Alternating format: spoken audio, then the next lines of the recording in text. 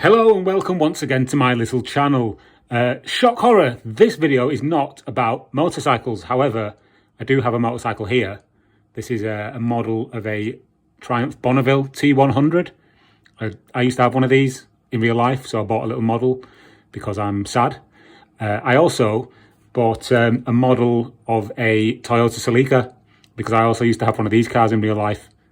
And I really love that car, but unfortunately it was all rotten underneath, so I had to get rid of it.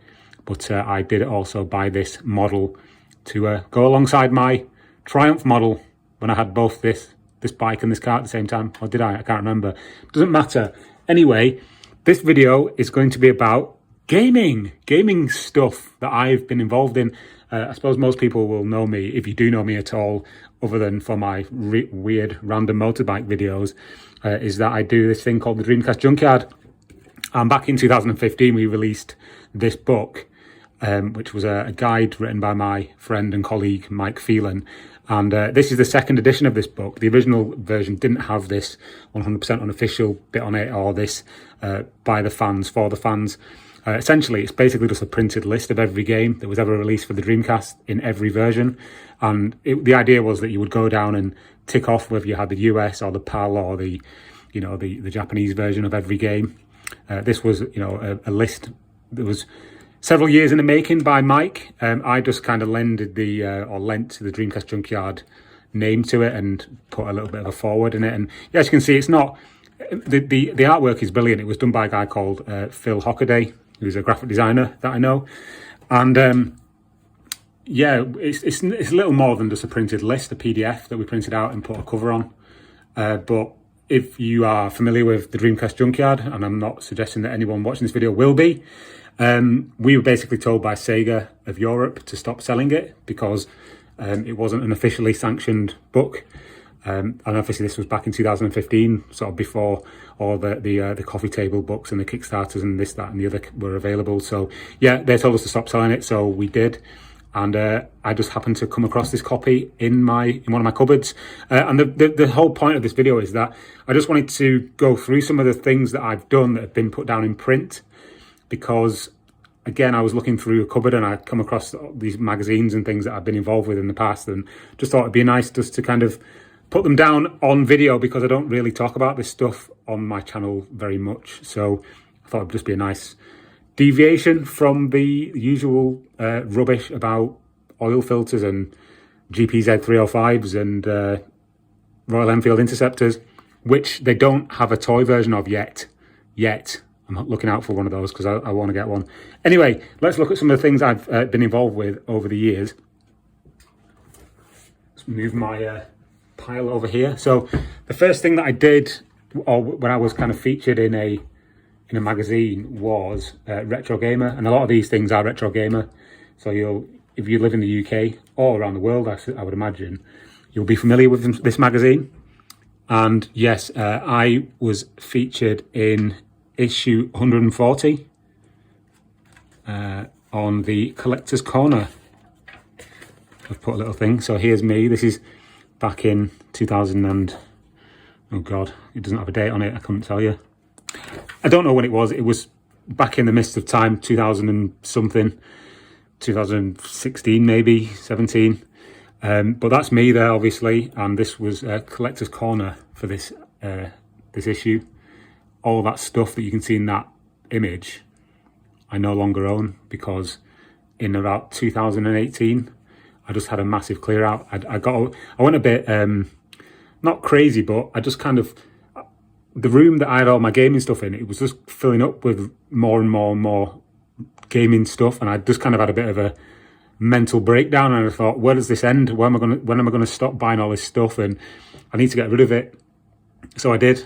So I don't own any of this stuff anymore. Literally, if you could see the room I'm in now, I've still got this Saturn, I've still got this Sega Saturn, and I've still got that Game Boy. But all the rest of it, the Jaguar stuff, like this picture down here, you can see that the size of the Atari Jaguar collection I used to have. I just had tons and tons of stuff because it wasn't that expensive to buy back then. It's ridiculous now, but it wasn't back then.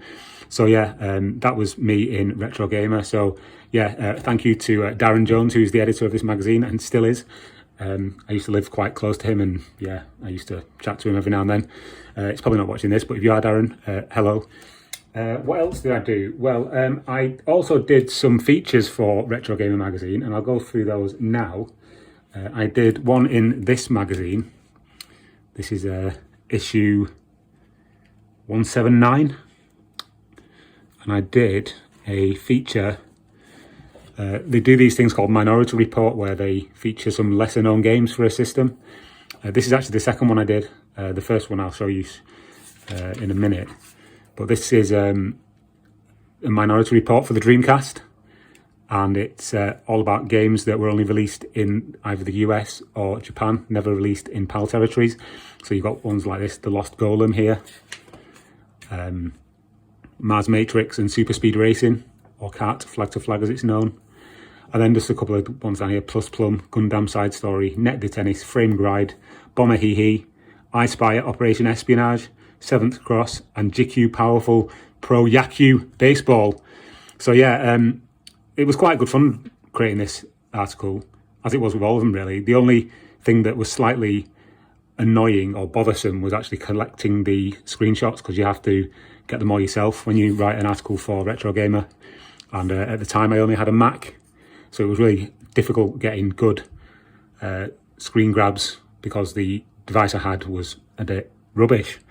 The device for capturing screenshots, I mean, and emulation wasn't very good on the Mac at the time. Obviously, we've got things like Redream now, so it's not too bad. But yeah, so that's that one. Next, we have this issue with the good old Neo Geo on the front cover. This is 146. This is the other. Let's get to the right page. Got off. This is the other Minority Report I did.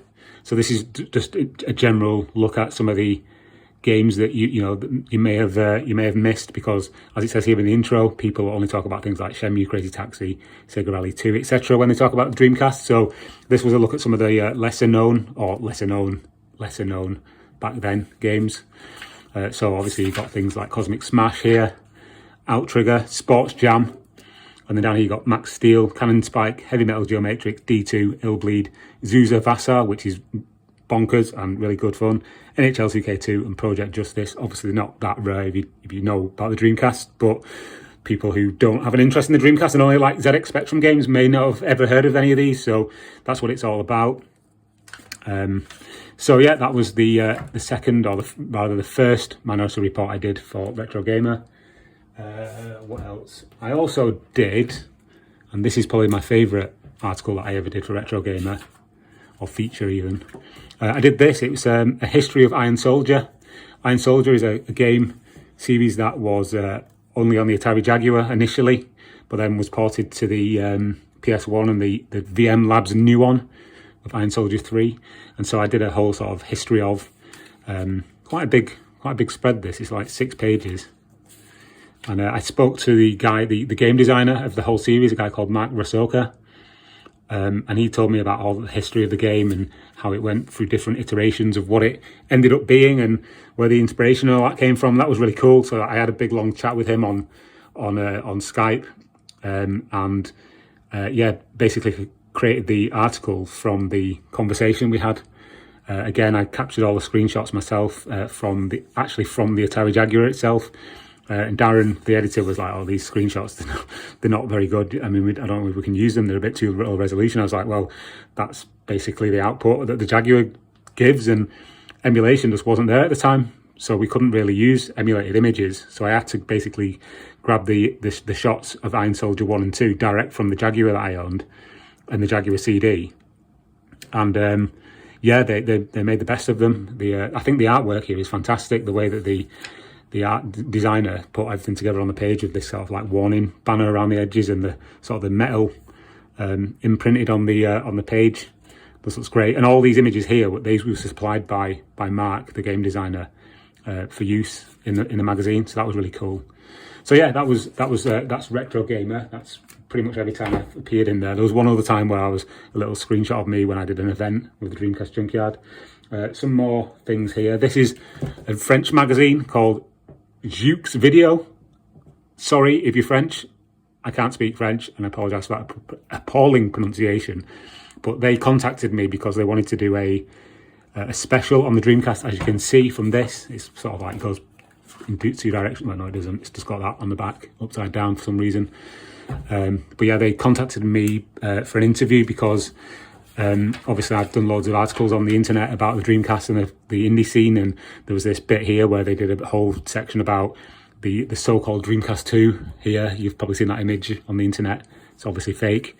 But they interviewed me about how the Dreamcast is still a living console. This was back in 2016, I believe, and I'm quoted down here a few times, and the Dreamcast Junkyard is mentioned when talking about just how vibrant the indie scene was back then and still is now. Obviously, the magazine doesn't talk about now because it's from 2016, but you get the idea of what I'm trying to say. So that was very cool, and they sent me a copy of this magazine as a thank you, because it's not available in the UK. Why would it be? So that's that. Moving forward now in time to sort of modern day. These next two things are basically came about because of my friend Andrew Dickinson, who is a bit of a whiz when it comes to putting these books together.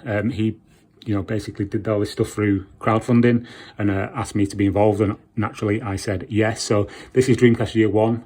It's a really cool book all about the first year of the Dreamcast, kind of in the same vein as the PS Vita Year 1, 2, 3 books that I also backed on Kickstarter, but I didn't have any involvement with those other than just lending my support through the donations.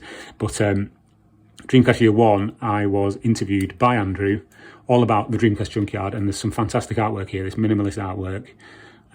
So you've got Blue Stinger disc there and the Dreamcast Junkyard on an iPad. Just asking me about how it all got started, and my memories of starting the blog up. And yeah, it's just really cool, really nice little written interview there. And the rest of the book's fantastic as well. It's got loads of really well-known people from the Dreamcast sort of community, and people who actually wrote for magazines, and Bernie Stolar, RIP.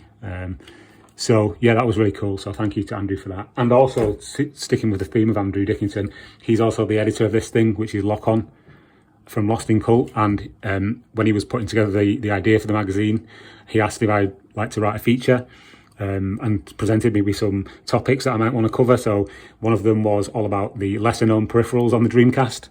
And over the course of the production of the mag, I wrote this article, which is titled Peripheral Vision, and shows a selection of, I think it was, 12 different peripherals for the Dreamcast, and wrote about them. And, an artist called Stephen Graham drew this amazing artwork.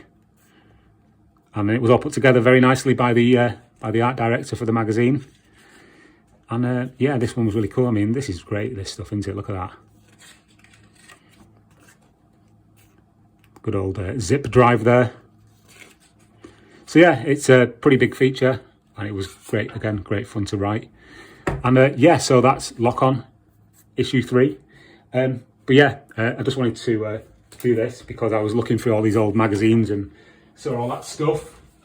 And so yeah, these are the things that I've done in print and not just on the old internet. So yeah, thank you for watching. And if you do know that there's a Royal Enfield toy version anywhere around, or a GPZ305, let me know. Comment in the description. I believe that's what they say on YouTube. Thanks for watching and listening to me waffle rubbish for the last 14 minutes. Thank you very much. Bye now.